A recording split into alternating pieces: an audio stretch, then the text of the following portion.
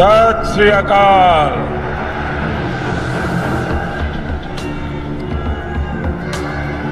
मैं बहुत खुशकिस्मत हाँ कि श्री गुरु तेग बहादुर जी ये पावन चरण छो स्थान ਅਤੇ श्री काली माता जी दे पावन स्थान पटियाला तो मैनू अपने पंजाब दौरे की शुरुआत करने का मौका मिला है।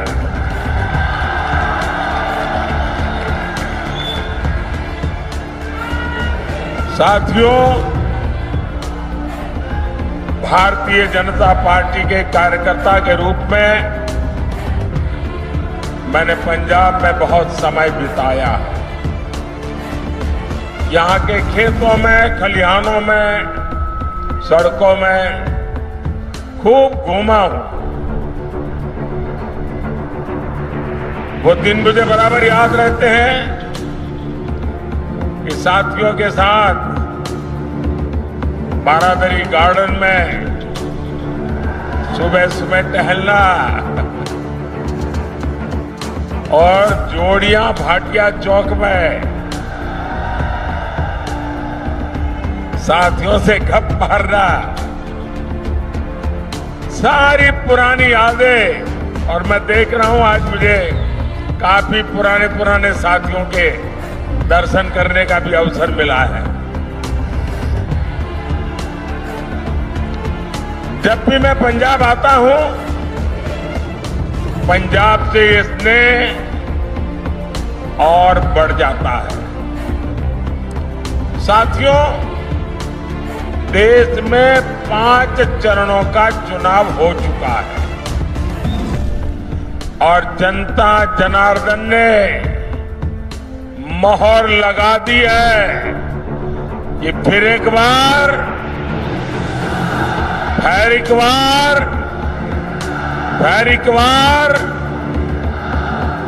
पंजाब भी अच्छे से जानता है कि उसे अपना वोट बेकार नहीं करना है।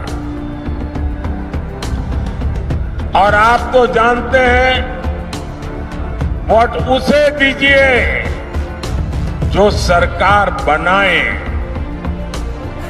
वोट उसे दीजिए जो विकसित पंजाब बनाने के लिए प्रतिबद्ध हो, जो विकसित भारत बनाने का संकल्प लेकर चला हो। और इसके लिए जरूरी है फिर एक बार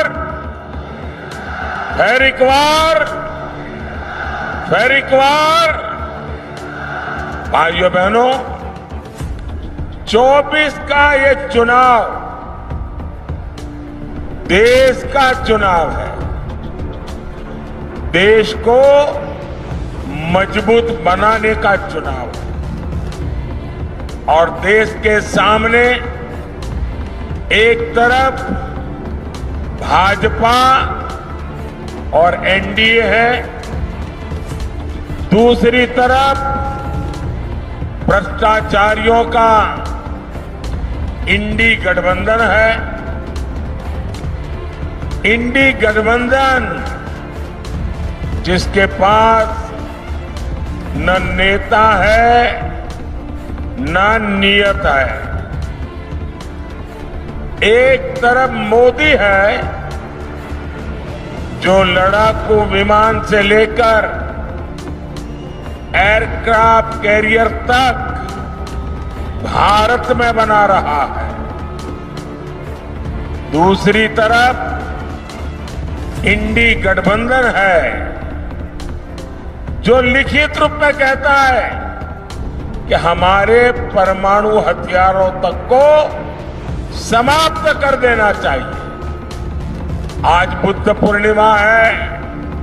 आज ही के दिन, बुद्ध पूर्णिमा के दिन, भारत ने अणु विस्फोट करके अपनी ताकत का परिचय करवाया था। साथियों, एक तरफ आतंकवादियों को घर में घुसकर मारने का साहस, दूसरी तरफ इंडी वाले हैं जो आतंकवादियों के एनकाउंटर पर आंसू बहाते हैं। एक तरफ मोदी सरकार है जिसने 10 साल में 25 करोड़ लोगों को गरीबी से बाहर निकाला है। वहीं दूसरी तरफ इंडी गठबंधन है जो कहता है कि आपकी कमाई, आपके खेत खलिहान का आधा हिस्सा छीन लेगा। इंडी गठबंधन समाज को, देश को बांटना चाहता है, लेकिन मोदी भारत को विकसित भारत बनाना चाहता है। और इसलिए मैं आज पंजाब की धरती पर पंजाब के मेरे भाई बहनों से मैं आज आशीर्वाद मांगने आया हूं। गुरुओं की भूमि पर सर झुका करके आशीर्वाद मांगने के लिए आया हूं। भाइयों और बहनों, राष्ट्र रक्षा हो, आस्था और संस्कृति की रक्षा हो या फिर देश का विकास, पंजाब ने, सिख समाज ने हमेशा आगे बढ़कर काम किया है। यहां के लोगों ने खेती से लेकर उद्यमिता तक देश के विकास को नेतृत्व दिया है। लेकिन साथियों, कट्टर भ्रष्टाचारियों ने पंजाब का क्या हाल बना दिया है। यहां से उद्योग कारोबार पलायन कर रहा है और ड्रग्स का, नशे का कारोबार फल फूल रहा है। यहां राज्य सरकार का हुक्म नहीं चलता। यहां रेत खनन mafia, drug mafia, shooter gang की मनमानी चलती है।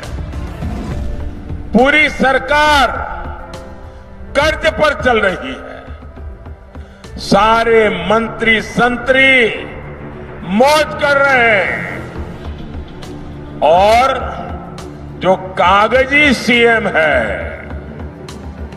उन्हें दिल्ली दरबार में हाजिरी लगाने से ही फुर्सत नहीं है। क्या ऐसे लोग पंजाब का विकास कर सकते हैं?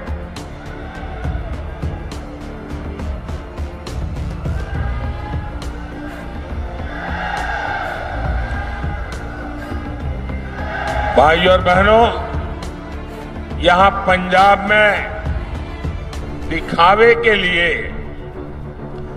दिल्ली की कट्टर भ्रष्टाचारी पार्टी और सिख दंगे के दोषी पार्टी आमने सामने लड़ने का नाटक कर रहे हैं। लेकिन सच्चाई यही है कि पंजाब और झाड़ू पार्टियां दो है, लेकिन दुकान एक ही है।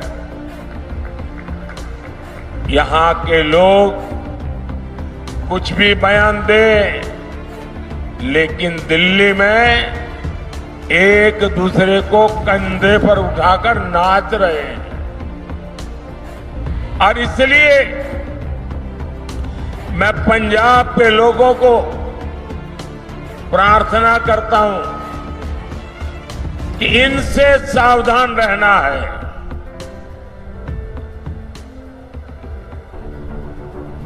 जिसको वो अपना गुरु मानते थे, वो अन्ना साहब हजारे के साथ भी जो धोखा कर सकते हैं,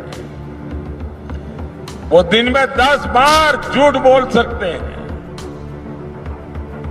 ऐसे लोग न पंजाब का भला कर सकते हैं, न आपके बच्चों के भविष्य के लिए कुछ देख करके जा सकते हैं। भाइयों और बहनों, इंडी गठबंधन को न विकास की परवाह है और न ही हमारी विरासत की चिंता।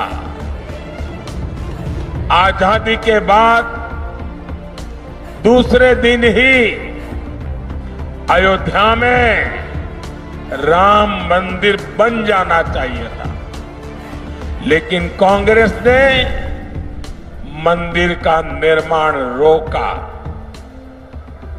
अब जब मंदिर बन गया तो ये मंदिर को गालियां दे रहे हैं। आज दुनिया भर से श्रद्धालु अयोध्या पहुंच रहे हैं और उनका स्वागत महर्षि वाल्मीकि के नाम पर बना हवाई अड्डा करता है।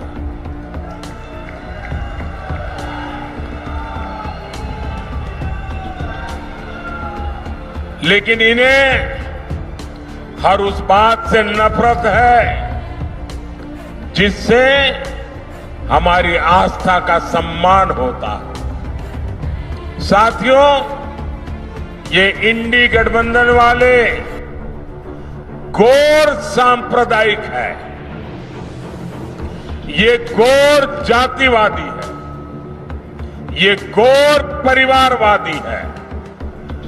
सत्ता के लिए ये किसी को भी धोखा दे सकते हैं। साथियों, यही कांग्रेस है जिसने सत्ता के लिए देश का बंटवारा किया, और बंटवारा भी ऐसा किया कि 70 साल तक हमें करतारपुर साहिब को दूरबीन से दर्शन करने पड़ते थे, और हर कोई इंसान अपमान महसूस करता है। मैं कांग्रेस वालों को कहता हूं कि जब बांग्लादेश की लड़ाई हुई, 90,000 से ज्यादा पाकिस्तान के सैनिक सरेंडर कर चुके थे। 90,000 से ज्यादा पाकिस्तानी सैनिक हमारे कब्जे में थे। हुकुम का पत्ता हमारे हाथ में था। और साथियों, मैं विश्वास से कहता हूं, अगर उस समय मोदी होता,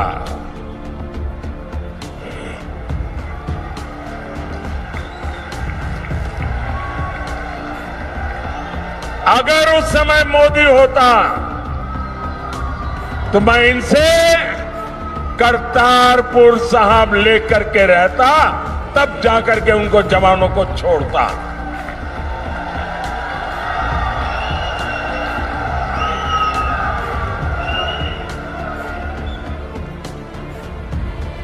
वो तो नहीं कर पाए, लेकिन मुझसे जितनी सेवा हो सकी, क्योंकि गुरुओं की सेवा इससे बड़ा कोई धन भाग्य नहीं होता है। आज करतारपुर साहिब कॉरिडोर आपके सामने है। हमारे सभी श्रद्धालु गर्व के साथ वहां जाते हैं। साथियों, हमारी सरकार ने लंगर को टैक्स से मुक्त किया। ये पहले भी ये सरकारें कर सकती थी। पहले हरमंदिर साहब में विदेशों से भक्त चंदा नहीं दे पाते थे। बार बार यहां से मांग उठती थी। दिल्ली में बैठी हुई सरकारें सुनने को तैयार नहीं थी। ये मोदी ने आकर के इसके नियमों में छूट दी और आज हमारे हरमिंदर साहब की सेवा दुनिया के किसी भी कोने में रहकर कोई कर सकता है। श्री फतेहगढ़ साहिब तो साहबजादे के शौर्य और शहादत का साक्षी रहा है। ये मोदी सरकार है जिसने साहबजादों के शौर्य के लिए समर्पित वीर बाल दिवस घोषित किया। और कुछ लोगों को समझ नहीं आ रहा है कि वीर बाल दिवस घोषित करने का मतलब क्या होता है। मुझे दुख है कि पंजाब में भी ऐसे लोग हैं जिनको इसकी कोई समझ नहीं है। पंजाब के अंदर इस महान त्याग तपस्या के लिए मैं पंजाब में रहा हूं। कई दिनों तक हमारी माताएं बहनें, हमारा परिवार व्रत रखता है, जमीन पे सोता है। कितना महत्वपूर्ण श्रद्धा का विषय है। लेकिन हिंदुस्तान में केरल में जाइए, उनको कुछ पता नहीं। तमिलनाडु में जाइए, कुछ पता नहीं। आसाम में जाइए, कुछ पता नहीं। इतना बड़ा त्याग और बलिदान और मेरे देश के लोगों को पता नहीं है। ये मुझे बहुत खटकता था। मैं चाहता हूं हिंदुस्तान के हर बच्चे के दिल दिमाग में साहबजादों का बलिदान हमेशा हमेशा रहना चाहिए। किसी भी बालक मन के लिए इससे बड़ी कोई प्रेरणा नहीं हो सकती। और इसलिए हमने वीर बाल दिवस के रूप में पूरे हिंदुस्तान में हर स्कूल, कॉलेज, गांव कार्यक्रम करने की परंपरा खड़ी की है। अगर पंजाब के लोग भी इस काम को न समझ पाए तो इससे बड़ा चिंता का विषय क्या हो सकता है। आपको याद होगा अफगानिस्तान में हमारे सिख परिवार संकट में थे। हम सभी को सुरक्षित वापस लाए। हम गुरु ग्रंथ साहब के स्वरूपों को भी अदब के साथ मेरा मंत्री जाके सर पे सम्मान के साथ लेकर के आया। साथियों, ये प्रधानमंत्री की बात छोड़ दीजिए, मेरा तो आपसे खून का नाता है। गुरु गोविंद सिंह जी के जो पहले पंच प्यारे थे उसमें मेरा एक द्वारिका का पंच प्यारों में था जी। मेरा आपसे खून का रिश्ता है। इतना ही नहीं, आज अगर जामनगर में जाएंगे तो वहां जो सबसे बड़ा अस्पताल है वो गुरु गोविंद सिंह जी के नाम पर है, जिस जामनगर जिले में द्वारिका पड़ता है। लेकिन आप तक ये सत्य पहुंचाया नहीं जाता है। आपको जान करके खुशी होगी और कभी फुर्सत मिले तो लखपत जाके आना। गुरु नानक साहब वहां विश्राम किया था। वो गुरुद्वारा भूकंप के अंदर क्षतिग्रस्त हो गया, करीब करीब ध्वस्त हो गया। मैं मुख्यमंत्री था, मैंने कहा मुझे वैसा ही गुरुद्वारा बनाना है जो गुरु नानक देव जी के समय के साथ। अब मेरे पास उसके लिए बनाने वाले लोग नहीं थे। मैंने देश भर में खोजा, उसके लिए मैं मिट्टी लाया, उन आर्टिजन को लाया जो बना सकते थे। और आपको खुशी होगी, आज कच्छ के रेगिस्तान में आखिरी गांव में लखपत में मैंने वो गुरुद्वारा वैसा ही बना दिया जैसा पहले था। और आज उसका मैं विस्तार भी कर रहा हूं। वहां कोई वोट नहीं है। ये वोट के लिए मोदी नहीं करता है, श्रद्धा है इसलिए कर रहा है। गुरुओं के त्याग बलिदान के प्रति ये सर झुकता है मोदी का, इसलिए कर रहा है।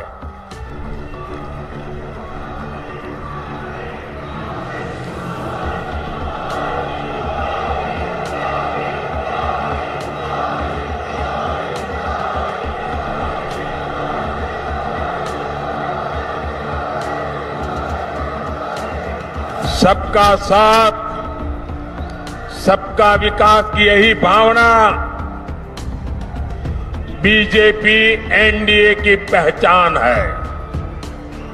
भाइयों और बहनों, इंडी गठबंधन वालों के लिए अपने वोट बैंक का तुष्टीकरण ही सबसे बड़ा लक्ष्य है।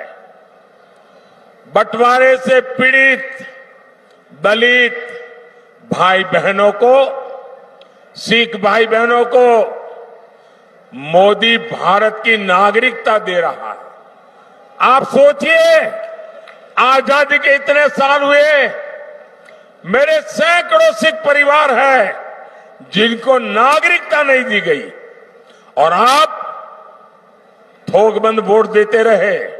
क्या पाया आप लोगों ने? सोचिए, साफ साफ बात करने वाला कोई मिलेगा नहीं आपको। और इसलिए आज मैं कह रहा हूं, ये लोग सीए का विरोध करते हैं। अगर सीए का विरोध करेंगे तो मेरे सिख भाई बहन जो पाकिस्तान में, बांग्लादेश में, अन्य देशों में प्रताड़ित होते हैं, वापस आते हैं, कौन संभालेगा उनको? मैं उसे मेरा कर्तव्य मानता हूं और इसलिए मैंने उनको नागरिकता देने का कानून बनाया है, वोट पाने के लिए नहीं बनाया है।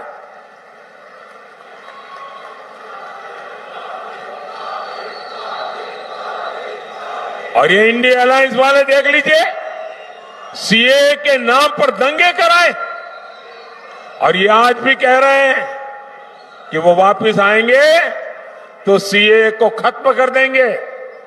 आप मुझे बताइए, क्या बंटवारे के पीड़ित सिखों को भारत की नागरिकता देना गलत है क्या?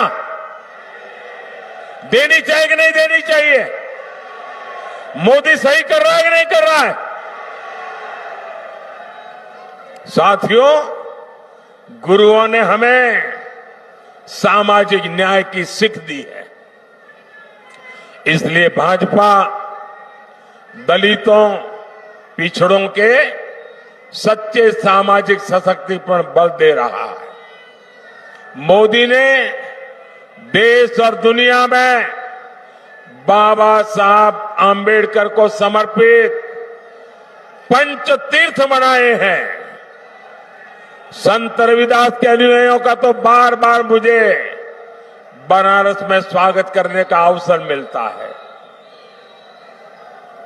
और अभी मध्य प्रदेश में जहां हमारी सरकार है, संत रविदास जी का भव्य मंदिर बना रहे हैं हम।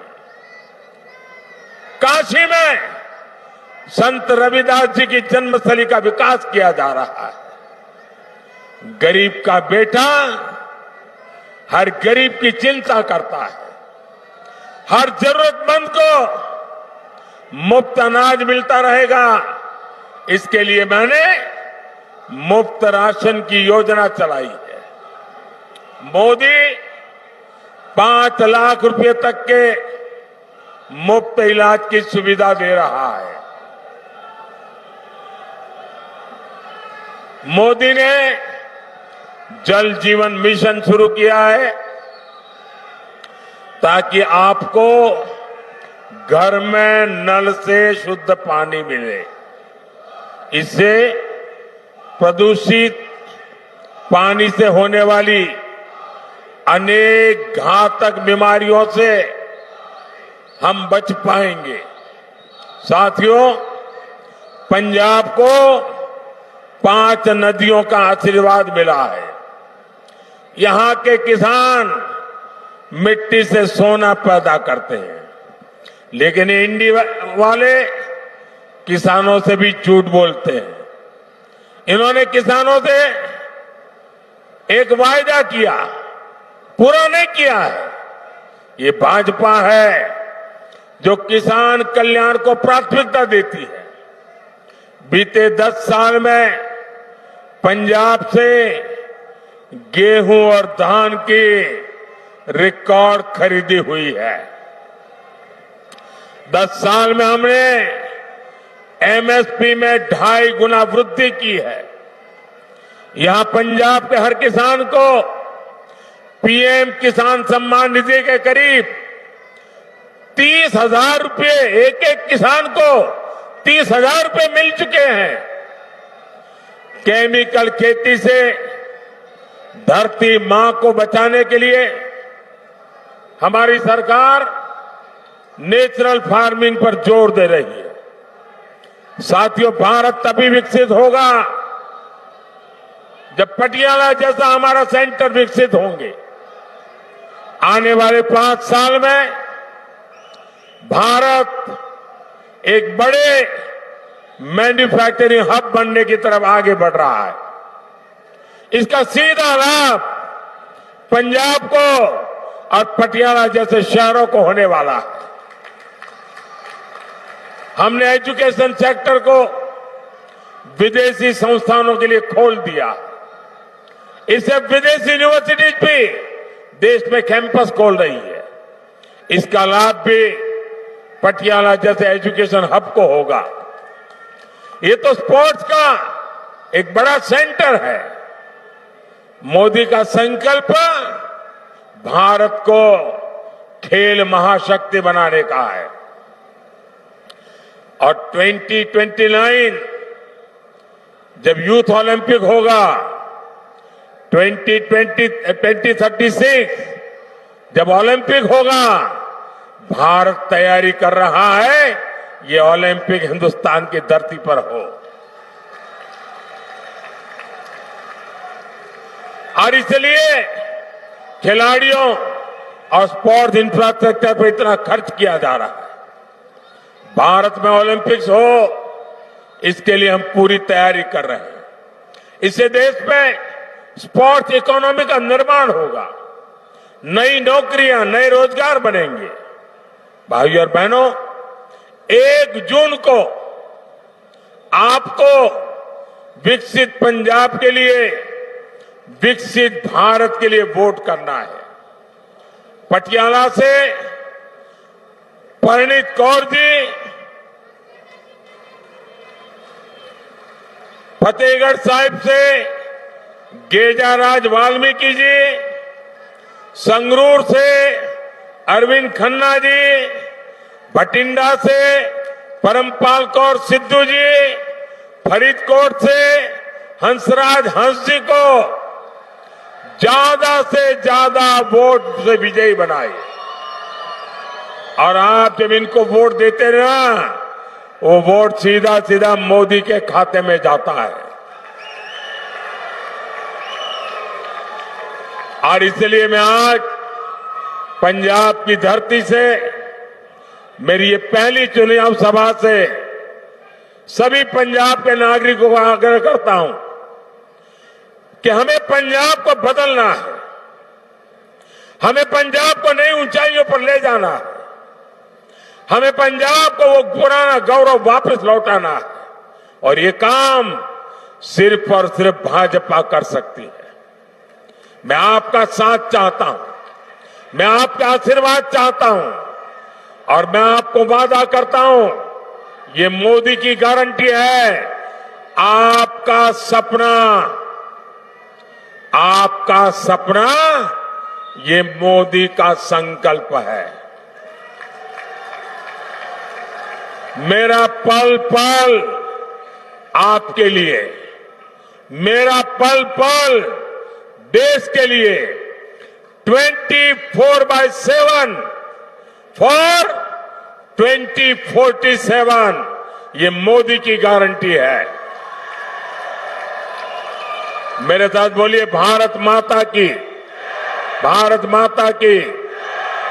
माता की बहुत बहुत धन्यवाद। नमो नमो नमो नमो नमो नमो नमो नमो